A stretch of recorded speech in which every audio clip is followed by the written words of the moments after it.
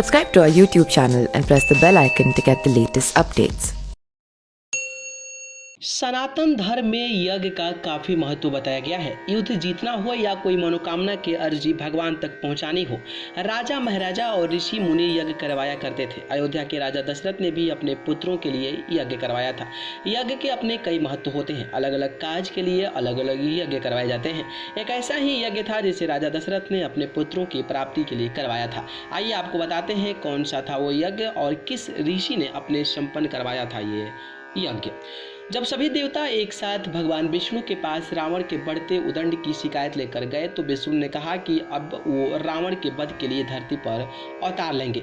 उधर अयोध्या के राजा इस बात से चिंतित थे कि क्या उनका वंश आगे नहीं बढ़ेगा, क्या अयोध्या को उसका उत्तराधिकारी नहीं मिलेगा। ऐसे में राजा दशरथ को बताया गया कि वो पुत्र प्राप्ति के लिए पुत्र कामेष्टि यज्ञ करवाएं। उन्हें यह भी बताया गया कि ये यज्ञ सिर्फ और सिर्फ अथर्ववेद के पूर्ण ज्ञाता ऋषि श्रृंग मुनि ही करवा सकते हैं।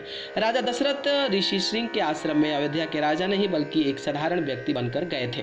उनका मानना था कि वो ऋषि से भिक्षा मांगने जा रहे हैं, इसलिए राजा दशरथ नंगे पांव साधारण कपड़ों में ऋषि के आश्रम गए और उनके यज्ञ करवाने का आग्रह किया।